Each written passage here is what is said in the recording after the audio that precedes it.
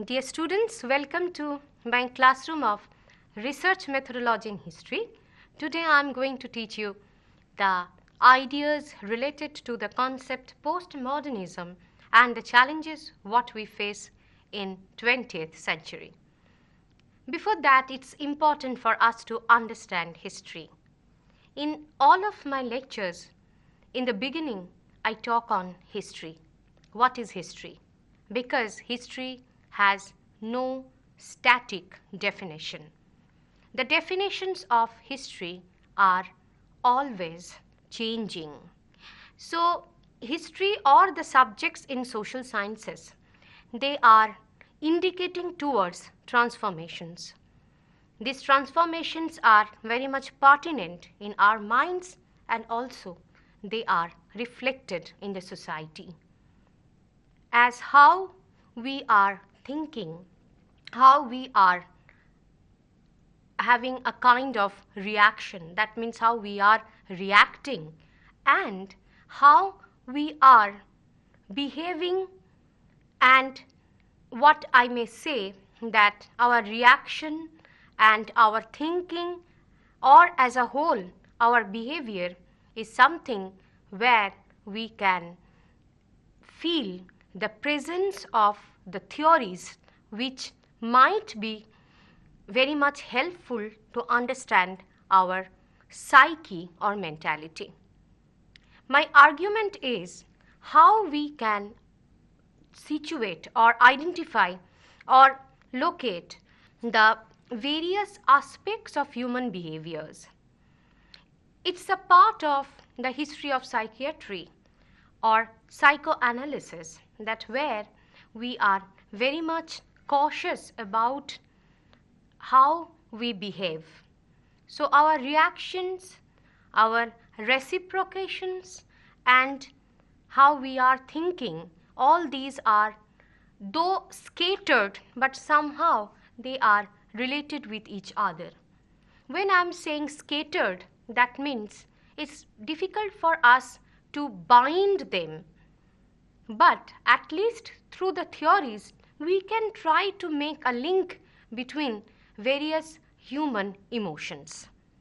Your thought process, your performance, or how you are reacting towards a particular thing, and all these are collectively helping you to understand your behavior.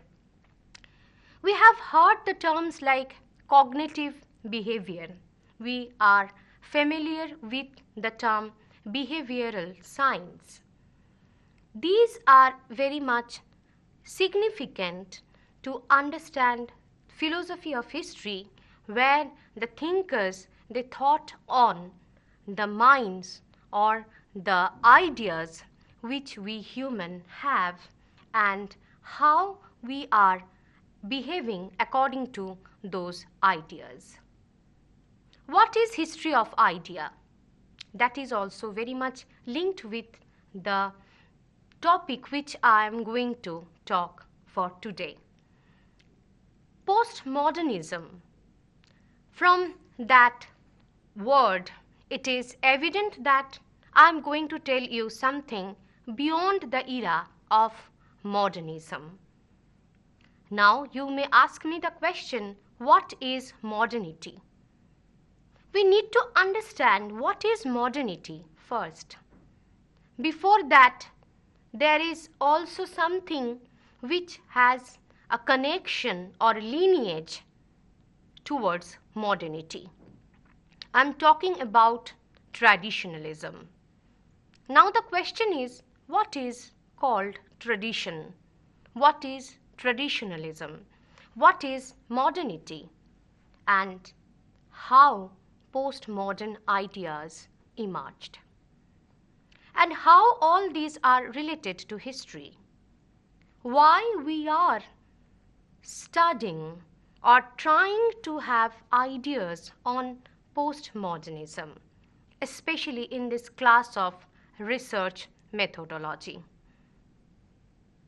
This is something which is a reflection of our postmodernist thoughts, where we are trying to pursue research in the lines which are not so-called or conventional. I'm talking about the postmodernist ideas, where we are decoding, deconstructing the previous perceptions to have the ideas which are impartial and not biased or not prejudiced. It is something where we are not only challenging the existing norms in academia, also we are trying to think our existence in this world. This idea is very much metaphysical, where we are thinking about absurdity or something which is not real but definitely is a part of realism. What is not real but is a part of realism? If we talk on something which we can only witness, and on the basis of that we are saying that these things are real, which is an idea which reflects traditionalism. I can give you one example. We talk on human minds, but if we think that we are unable to see human minds, then it's not real. But definitely human minds are a part of realism, because it is helping us to cope up with the situation where we belong, and that is called reality. Hope you have understood what I am trying to say. These ideas where we are trying to structure or reconstruct our existing beliefs and ethos might be also helpful for us to understand various avenues related to research methodology. As in one of my lectures, I have a talk on time, space, and human agency. Can't we see time? No, we can't. And what is space? That is also not defined if we try to define visibly the existence of space. These are also the part of the reality. These are also the part of reality, but we cannot see them. We cannot feel them. That's why they are not real for those who only believe in visualism or visual existence.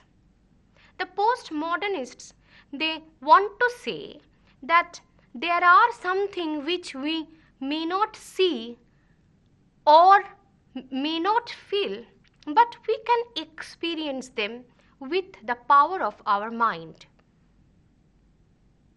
Perhaps they are giving emphasis on that fact that mind is the sixth sensory organ which helps us to react, reciprocate, behave in total.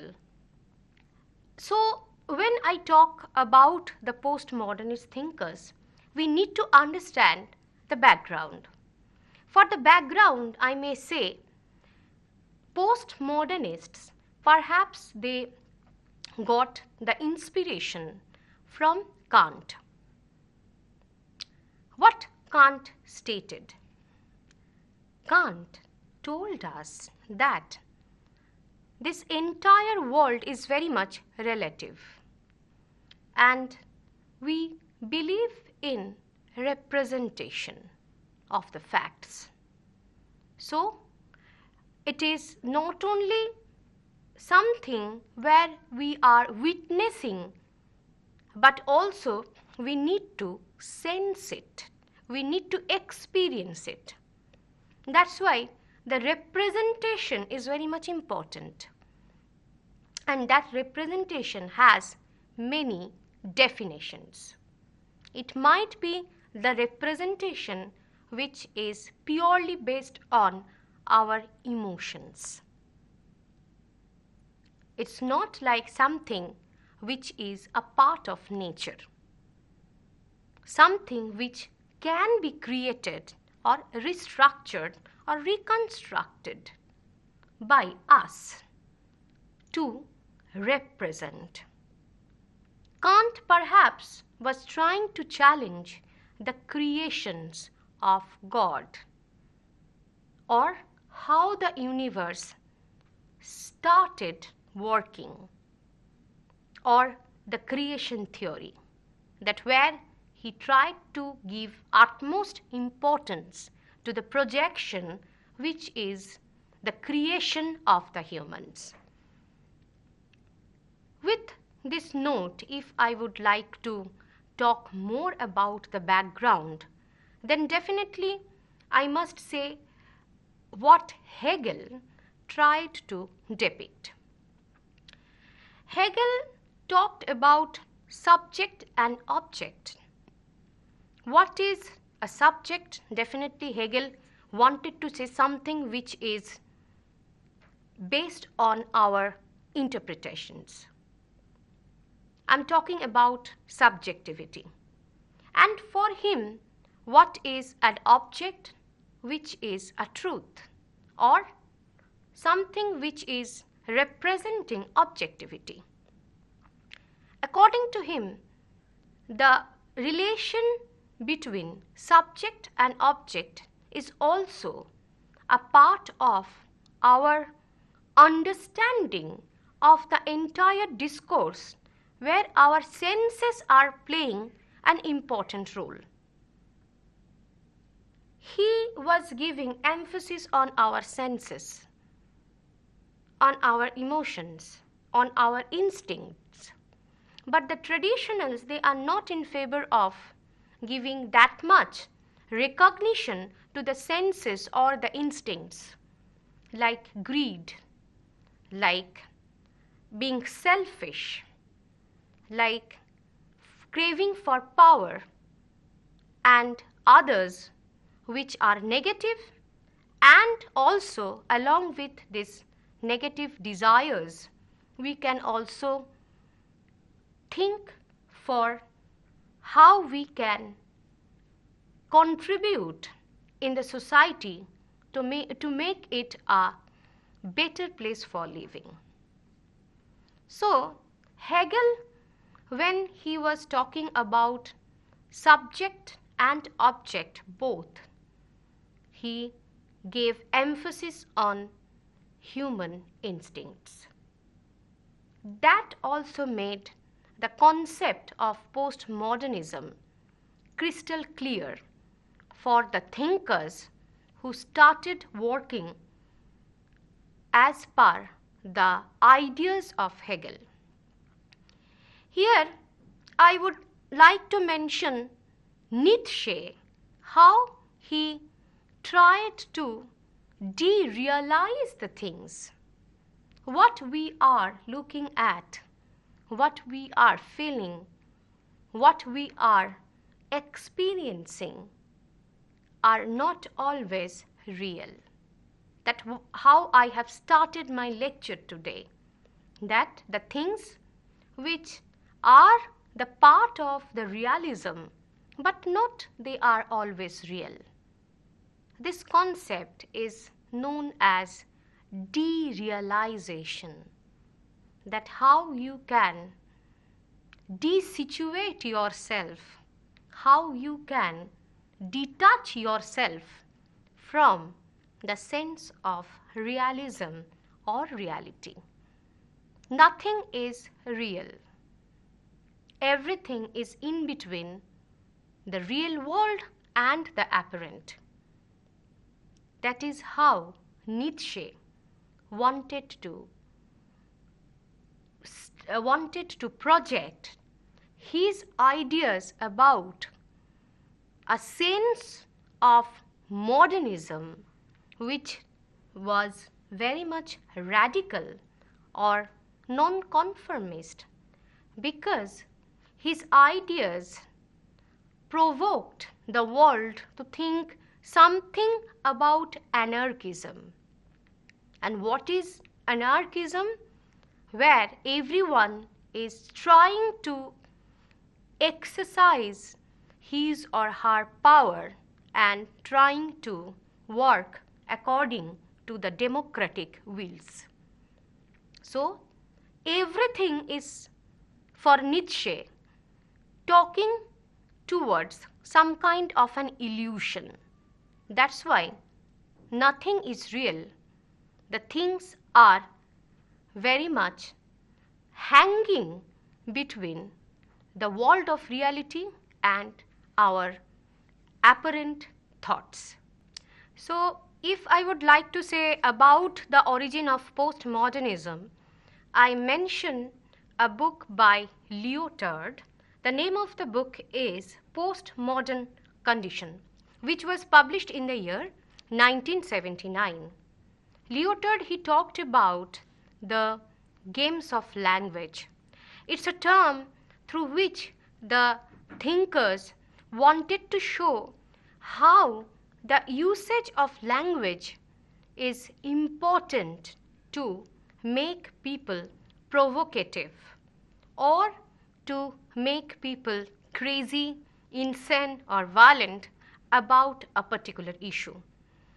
So, language is the most important medium of expressing one's ideas or behavior.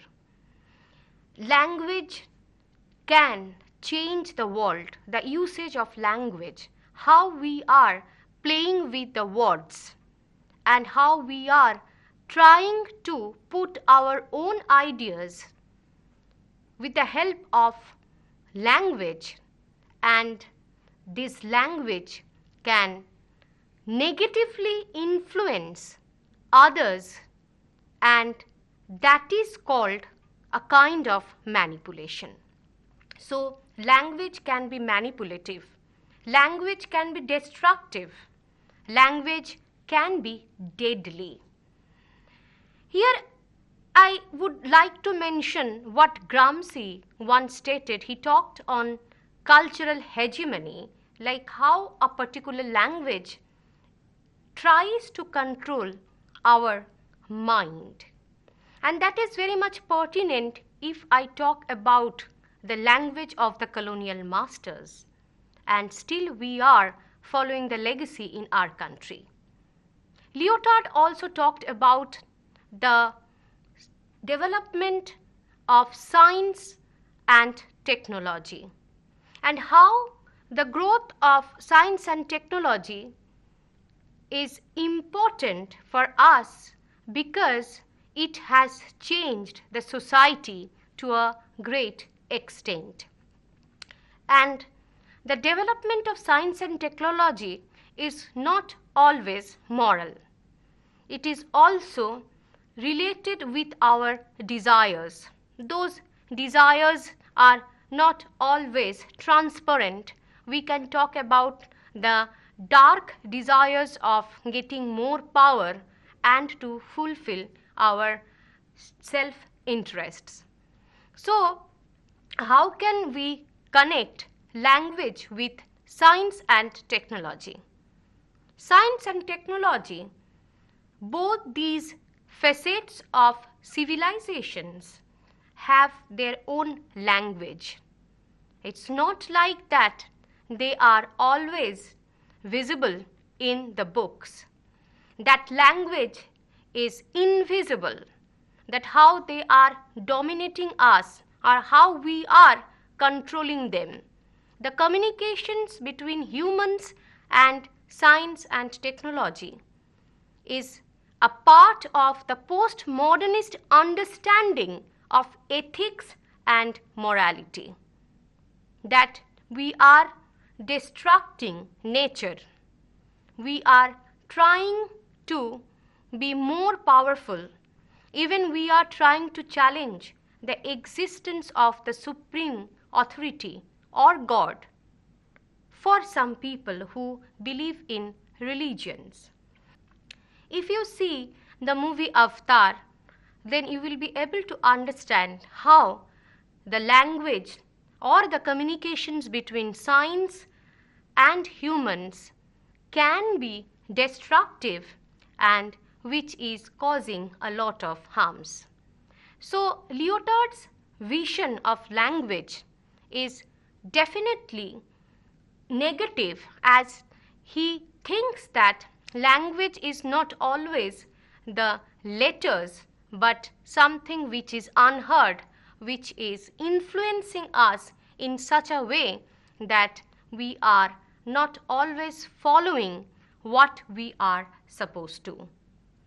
And also I can give you the example of the novel Frankenstein, that where we see that humans' love for mechanism or humans' love for machines are making their presence miserable in the society.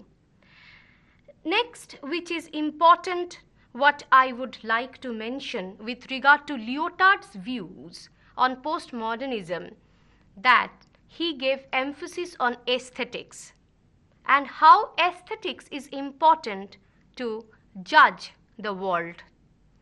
He talked about aesthetics or the beautifulness of mind or whatever we are looking at, and that is definitely important to change our perceptions. So aesthetics is not something which we are always witnessing. We can experience aesthetics. Being beautiful is not only our physical presence. Being beautiful is something where we are talking about having beautiful minds. If we have beautiful minds, then there would be less crime in the society. By this way, Lyotard, he connected the concept of beauty or aesthetics with the system of judgment or the system of justice, where we can have an idea of having a state with full of facilities and equal rights. Now I would like to mention certain ideas related to postmodernism. If I talk on genealogy, like what is genealogy? Here we find the various opinions by Foucault, Nietzsche and others. Genealogy is something which is continuous process, and that is something which helps us to understand the evolution of history. History is not something which is static and stagnant. It's a continuous flow like a stream or a river. So from that point of view, nothing can be called modernity, nothing can be called traditionalism, because all are having all are having a string which is representing continuity. So all are linked up with each other. The concept of modernity has only emerged as a result of experiencing traditionalism. So from that point of view, the entire concept of society is very much subjective, and it's very much vulnerable, it's very much lucid, it's very much flexible. So that is also related to our understanding of postmodernism, which is not harping or emphasizing any particular concept of society, rather talking about a kind of conglomeration or amalgamation or confluence where we can have all the ideas or the concepts together and they are having intimate connection with each other. That is being understood as genealogy and its relation with history, which is subjective and also a part of postmodernist thoughts. And then it is also important here to talk on difference. Postmodernists, they give emphasis on difference. For them, difference is good, it's just, and there is no harm to have differences in the society. And we should not go for any kind of generalization. Let all live the life with differences. And it's not always possible to achieve equal rights. Though we talk on justice, but we have to accept differences. Because in the society, if there are no differences, then it's not possible for us to grow, because all of us are individuals. So, for the postmodernists, the difference or the concept related to differentiation is good or just. On the other hand, they talked on deconstruction. And what is deconstruction? Where we are deconstructing or we are remolding the ideas. Here I want to mention what Derrida stated. I would like to mention about his writings. One is Grammatology or Of Grammatology, which was published in 1974. One is Writing and Difference, which was published in 1978. And the other is Speech and Phenomena, which was published in 1973. Like Lyotard, Derrida also talked on the power of language or the power of constructing the sentences. And that power of constructing sentences is also having a force which not only is important to understand the trajectories of the human minds, but also the dark desires of the humans. Because it's not like that all the times the humans, they want to be the noble souls. Rather, they always want to, or in most of the times they want to make their presence immortal in the society. And for that, their usage of language plays the role of a catalyst.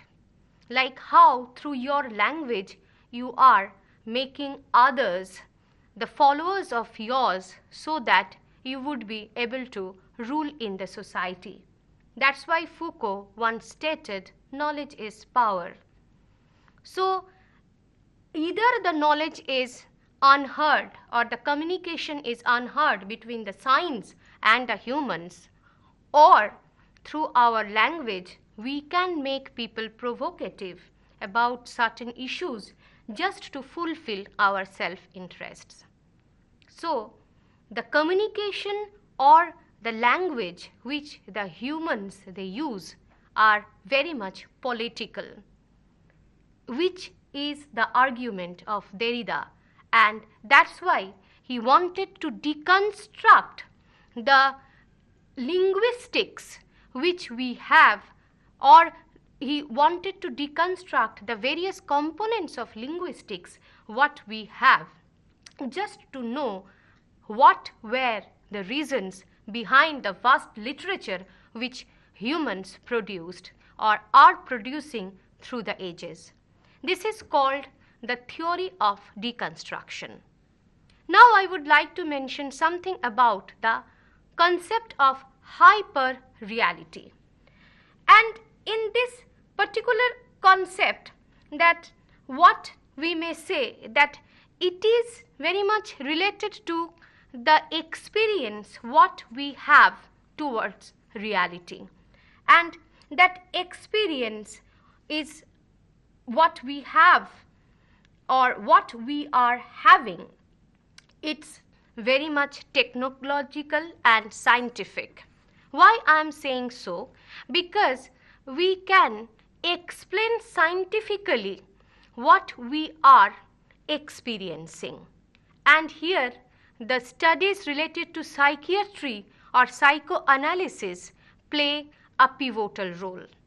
I can mention what Freud once stated. According to him, the growth and development of civilizations or the progress of the human civilizations is depended on the unconscious behavior of the human beings. That is called hyperreality. That reality which we are witnessing is having a scientific definition and also a philosophical perception, because not all the things are real, and what we are seeing, what we are representing, sometimes they don't have any lineage to the past, or they do not have any desire to make the future more fruitful or productive. Rather, they are living in the present only. So from that perception, a representation can be only a representation where we cannot find any particular intention or any particular objective. Or we may say it is just a part of the time and space what we are experiencing. That is called hyperreality. Dear students, now I would like to end my lecture with the concept in postmodernism which is very much important, that is hermeneutics. So, where we are talking about the science of textual interpretations, like how we are interpreting the texts, and in that case, like when we are talking about the science of interpretation, that means we are trying to decode the words, the letters, and definitely the psyche or the emotions behind that particular text. So that is called hermeneutics, which is also a part of linguistics or the literary understanding of human civilizations. So I hope that you have liked my lecture on postmodernism. We should develop our quest, or what I can say, where I have tried to focus on various aspects or theories which are not conventional and which are something out of the box and which are helping us to enrich our critical thinking so that we can engulf ourselves into the ocean of inquisitiveness, and we should develop our quest for knowledge with the help of some ideas which are philosophical, spiritual, scientific, analytical, critical, where we are not following any particular boundary, rather we are trying to create a classless society, or even we are not trying to create a society, rather we are trying to give emphasis on the peaceful existence of all human beings along with the other animals, and perhaps that is the notion of postmodernism as per my understanding. Thank you.